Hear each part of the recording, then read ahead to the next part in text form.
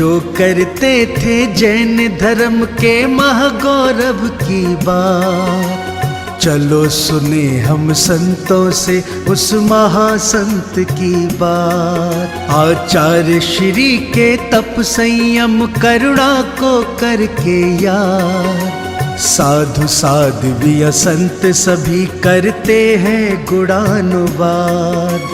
गुणानुवाद गुणानुवाद गुणानुवाद गुणानुवाद। आप लोगों को यह गुणानुवाद के रूप में देखना है। जिसका जन्म हुआ है उसकी मृत्यु निश्चित होती है, लेकिन जन्म और मृत्यु के बीच का जो ये चक्र होता है, उस चक्र में व्यक्ति कहां से कहां पहुंच जाता है। मृत्यु को जीतने की अगर कोई प्रक्रिया होती है तो वही होती है जो देह के अभिमान के त्याग के साथ होती है।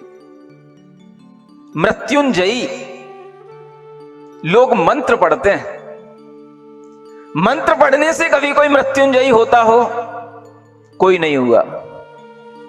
मृत्युंजयी मंत्र नहीं है। मृत्युंजयी वही व्यक्ति बन सकता है जो अपने मन के विकारों को जीत लेता है, और यह मन के विकारों को जीतने की साधना ही देह और मन के ऊपर जो चेतना का स्तर है उसमें रहने पर उत्पन्न होती है। और जो चेतना के स्तर पर अपना जीवन जीता है वह देह और मन के विकारों से बहुत ऊपर उठा हुआ होता है। उसी को गीता में भगवान श्री कृष्ण भी गीता में उसी को साधु कहते हैं, प्रज्ञ कहते हैं, स्थित प्रज्ञ कहते हैं, और उसी को वह ब्रह्म कहते हैं, व्यापक कहते हैं।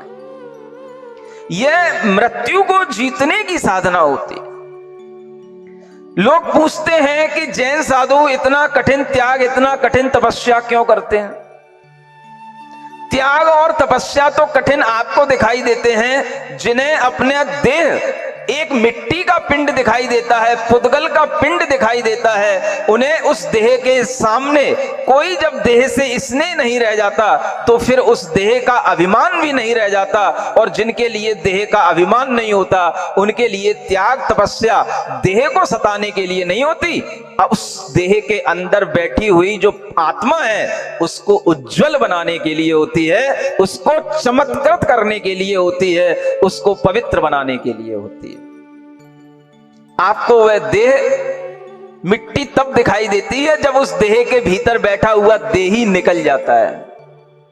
जब उस देह के भीतर बैठा हुआ जीव, वह आत्मा निकल जाता है, तब आप कहते हो भैया अब ये मिट्टी हो गया, उठाओ उठाओ उठाओ, जल्दी ले जाओ, अब मिट्टी हो गया। अब मिट्टी को मिट्टी में जाकर के मिला देते हो। लेकिन जब तक उस देह में चेतना रहती है तब तक वह देह आपको कभी मिट्टी नहीं लगती। अगर आप जीते जीवी उस देह को मिट्टी समझने लग जाओ तो आपका भी देह से मोह भंग हो जाएगा। और जिस व्यक्ति का देह से मोह भंग हो जाता है, संसार की माया उस व्यक्ति के लिए कभी कुछ भी नहीं कर सकती है।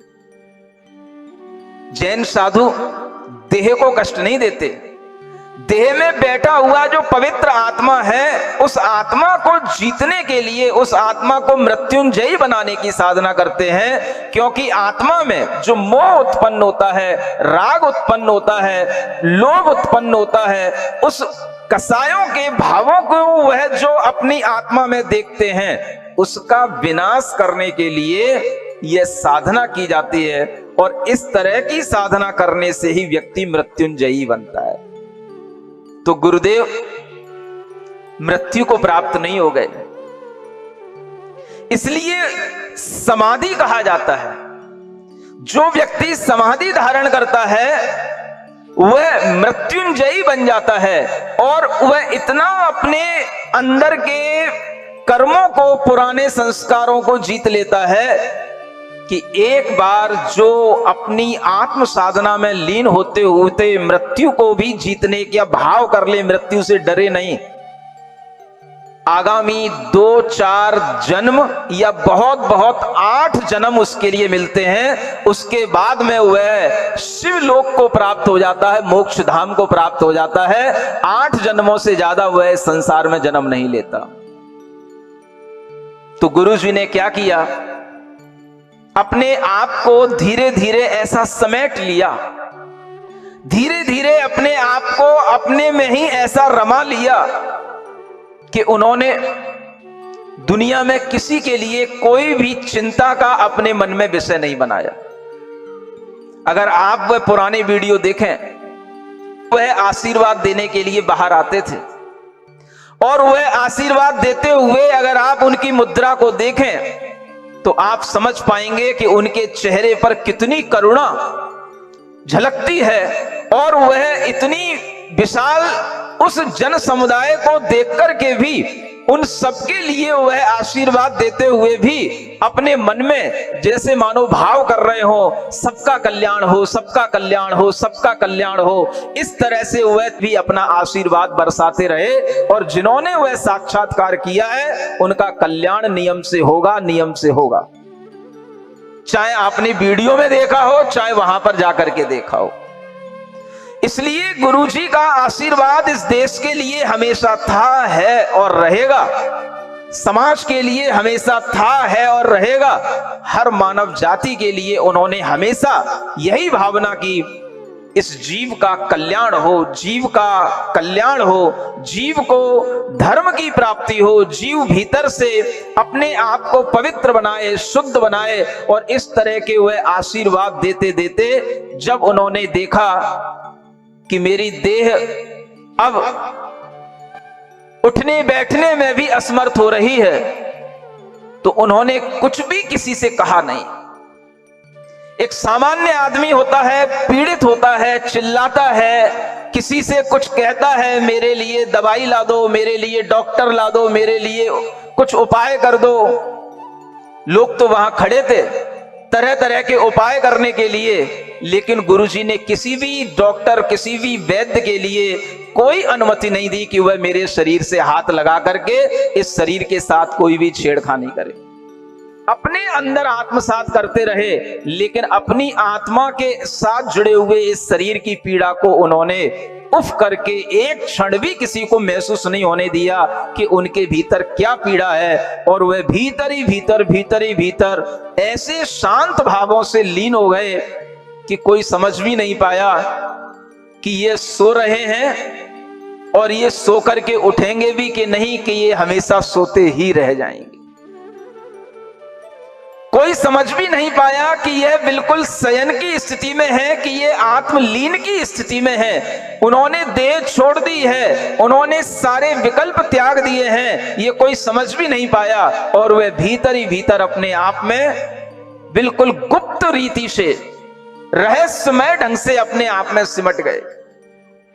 ऐसा वही कर सकता है जिसने इस संसार में रहकर के भी संसार का कर्तृत्व अपने ऊपर नहीं ओढ़ा हो। कर्तव्य की दृष्टि से उन्होंने हर काम किया, कर्तृत्व की दृष्टि से उन्होंने कभी कोई काम नहीं किया। चाहे उन्होंने इतने बड़े संघ का निर्माण किया हो, चाहे बड़े बड़े उन्होंने उपदेश दिए हो, बड़े बड़े प्रकल्प खोले हो, लेकिन उन्होंने अंतिम समय में किसी भी तरह के कर्तृत्व भाव को अपने सामने नहीं लाया। और उन्होंने सोचा, मेरा कर्तव्य था, जो मैंने करना था मैंने कर लिया, अब मेरा कर्तव्य केवल आत्म समाधि का है। और वह आत्म समाधि के भाव में वह उतनी शांति से विलीन हो गए जैसे आपके समक्ष वो शांति से आते थे, जाते थे। जैसे रहस्यमय ढंग से वह किसी भी गांव में प्रवेश करते थे, लोग समझ भी नहीं पाते थे कि गुरुजी कहां जाएंगे, कहां आएंगे, कहां से निकल जाएंगे। और वे रहस्यमय ढंग से आते थे, रहस्यमय ढंग से चले जाते थे, बिना बताए आते थे, बिना बताए चले जाते थे।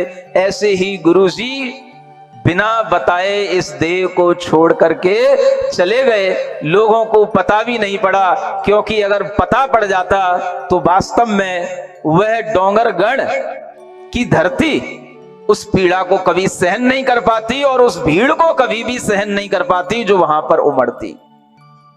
इसलिए उन्होंने किसी से कुछ नहीं कहा और वह अपने आप में भीतर ही भीतर सिमट गए, अपने आप में लीन हो गए। और इस तरह से उन्होंने समाधि मरण ही नहीं किया, उन्होंने मृत्यु को जीता है। उन्हें मृत्युंजयी आचार्य गुरुवर श्री विद्यासागर जी महाराज के रूप में आपको समझना चाहिए। यह मृत्यु को जीतने की कला है। अगर व्यक्ति इस तरह की मृत्यु को एक बार भी गले लगा लेता है, आत्मसात कर लेता है, तो वह 84 लाख योनियों में भटकता नहीं है। मुश्किल से उसको 2, 4, 8 जन्म मिलते हैं, और वह जन्म भी बहुत अच्छे अच्छे मिलते हैं। वह इस जन्म को छोड़ करके देवत्व का जन्म प्राप्त करता है, फिर देवत्व की पर्याय को छोड़ करके मनुष्य पर्याय को प्राप्त होता है, मनुष्य में भी श्रेष्ठ मनुष्य बनता है, और फिर देव बनता है, फिर मनुष्य बनता है। इस तरह से देव और मनुष्य की पर्याय की यह श्रृंखला 2-4 बार और मिलती है, और यह जीव हमेशा से संसार के चक्र से मुक्त होकर के निर्वाण धाम को प्राप्त हो जाता है, मोक्ष को प्राप्त हो जाता है। ऐसे गुरु जी ने हम सभी के लिए यह उपदेश दिया है। अंतिम समय में तो कम से कम आप अपने परिवार का मोह छोड़कर, अपने शरीर का मोह छोड़कर, अपने अंदर बैठे हुए अपनी आत्मा के उस भाव को समझना, जो भाव इस शरीर से अलग है, मन से अलग है, उस आत्मा में प्रतिष्ठित होना। अपने अंदर अंतिम समय में परमात्मा का स्मरण करते करते इस शरीर को छोड़ देना, ये उपदेश सीखना है सभी को। और उपदेश तो संसार के लिए हो सकते हैं, संसार की व्यवस्थाओं के लिए हो सकते हैं, लेकिन वास्तविक उपदेश क्या है, उनकी जीवनचर्या का जो उन्होंने मौन पूर्वक दिया है, वो यही है। हर जीव मृत्युंजयी बने। और तीर्थंकर भगवान, 2400 तीर्थंकर भगवंतों ने अपने उपदेशों में यही सारभूत तत्व बताया है। जीवन के अंत में समाधि मरण करते हुए, सल्लेखना मरण करते हुए, अपने शरीर के मोह का त्याग करके इस शरीर से मुक्त हो जाना, यही मनुष्य जीवन का परम लक्ष्य है। जिन व्यक्तियों ने भी इस आध्यात्मिक शक्ति को समझा है, उन्होंने इसको प्राप्त किया है। आचार्य विनोबा भावे का नाम आपने सुना होगा।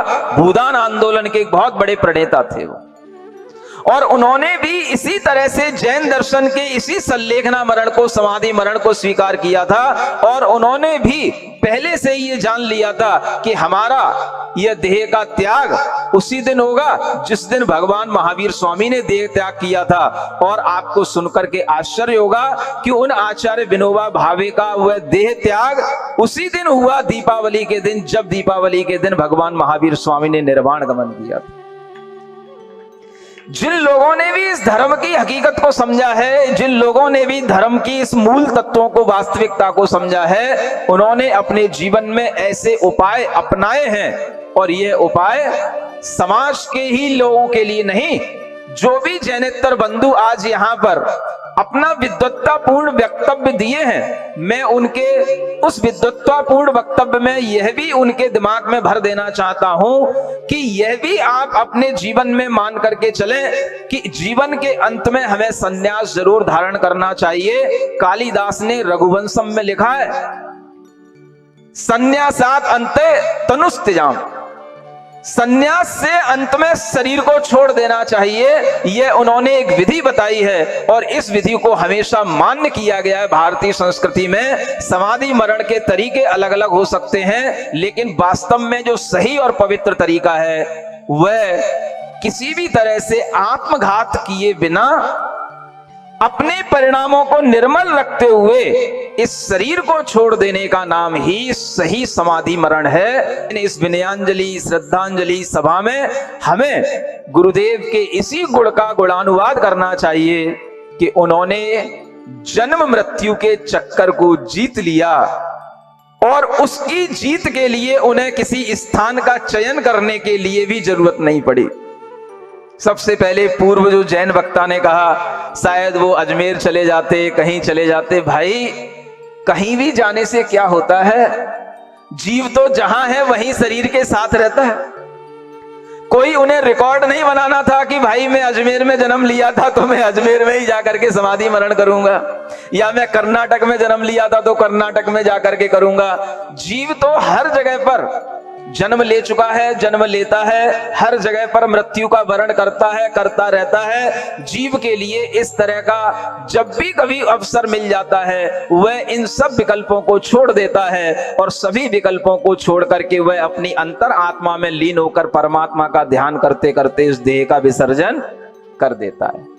यह उन्होंने करके दिखाया। यही चीज सबके लिए ध्यान में रखने योग्य है, मानने योग्य है। इसलिए आप इस भौतिक जगत को देख करके ज्यादा मोहित ना हो और कभी कभी इस भौतिक जगत को देख करके भी विचार करें कि इस जगत को देखने वाला जो मैं हूं वो कभी दिखाई नहीं देता और जो दिखाई देता है वह हमारा भौतिक रूप है, हमारा आत्मिक रूप नहीं है। जो व्यक्ति ये समझता है कि मैं दिख रहा हूं उसे दुनिया में कुछ भी दिखाई नहीं देता है। जो दिख रहा होता है वह तुम नहीं हो और जो नहीं दिखाई देता है वह तुम हो। यह जब भीतर से प्रतिभाषित होने लग जाता है तब व्यक्ति देह में रहकर के भी विदेह की यात्रा करने लग जाता है और उसी का नाम संत और साधु का जीवन कहलाता है। जैन दर्शन में मृत्यु को दुर्भाग्यपूर्ण नहीं माना गया। ध्यान रखो, आपके भक्ति के भाव हो सकते हैं कुछ भी, लेकिन सिद्धांत की बात भी ध्यान में रखना चाहिए। और इस मृत्यु को एक उत्सव का रूप दिया गया जो सिर्फ और सिर्फ जैन दर्शन की विशेषता है। जैसे आप जन्म के समय का उत्सव मनाते हो उससे भी बढ़कर के मृत्यु का उत्सव होना चाहिए। गुरु जी ने वह मृत्यु का उत्सव मनाया है और मैं कहूंगा कि उनका वह उत्सव ही आज यह मृत्यु का उत्सव की मनाने की वह शिक्षा दे करके गए। इसलिए यह श्रद्धांजलि विनयांजलि कोई रोने के लिए नहीं है। यह श्रद्धांजलि विनयांजलि अपने अंदर एक श्रद्धा भाव पैदा करने के लिए है कि जैसा मृत्यु का साक्षात्कार आपने किया, हे गुरुदेव मुझे भी वह शक्ति देना कि मैं भी अपने जीवन के अंत समय में ऐसे ही मृत्यु को साक्षात्कार करते हुए देखते देखते अपनी इस देह को छोड़ दूं और मुझे किसी भी तरह का भीतर से कोई दुख न हो। ये भाव सीख करके जाना। इसलिए गुरुजी न मरण को प्राप्त हुए हैं, न कहीं देह को छोड़ करके गए हैं, वह अमरत्व को प्राप्त हो गए हैं और उस अमरत्व की विधा में हम सभी को चलना है। यह ध्यान रखते हुए हमें हमेशा गुरु जी के प्रति अपने श्रद्धा भाव बना करके रखना है। और यहाँ बैठे हुए वक्ता अभिभूत हुए होंगे कि उन्हें कम से कम जैन दर्शन की यह सूक्ष्म शिक्षाएं भी इस सभा के माध्यम से सुनने और समझने को मिली हैं। इसलिए इन सिद्धांतों के प्रति हमेशा आदर बनाए रखें कि समत्व बुद्धि के साथ में जब जीवन जिया जाता है तभी अंत में वह देह से अपने आप को विलग करके आत्मा परमात्मा में विलीन होता है और वह आत्मा स्वयं परमात्मा भी बन जाता है जब इस तरह की मृत्यु को जीतने का वह समाधि मरण जैसा उपक्रम कर लेता है। इसलिए हर किसी को ध्यान रखना, गुरु जी मृत्युंजयी हो गए हैं। उन्होंने मृत्यु को, गुरुजी ने क्या किया? मृत्यु को जीता, मृत्युंजयी हो गए वो। समाधि मरण माने मृत्यु को जीतने का एक उपक्रम, और ये उन्होंने हमें सिखाया। हम सभी के लिए वह एक आदर्श है, आदर्श थे और आदर्श ही रहेंगे। उन्होंने अपने जीवन में जो कुछ भी किया है हम सब साधुओं की रग रग में वह समाहित है, बसा हुआ है। जब जब आप उनके प्रति हमारे लिए बोलने को कहेंगे तब हमारे अंदर से उनकी वही सिद्धांत निकलेंगे जो उन्होंने हमारे अंदर संस्कारों में भर दिए हैं। इसलिए गुरु जी के उन सिद्धांतों को हम हमेशा गुरुओं के मुख से सुनते रहें और अपने जीवन को पवित्र करते रहें। बोलिए भगवान महावीर स्वामी की। जो करते थे जैन धर्म के महागौरव की बात, चलो सुने हम संतों से उस महासंत की बात। आचार्य श्री के तप संयम करुणा को करके याद, साधु साध्वी असंत सभी करते हैं गुणानुवाद। गुणानुवाद, गुणानुवाद, गुणानुवाद, गुणानुवाद।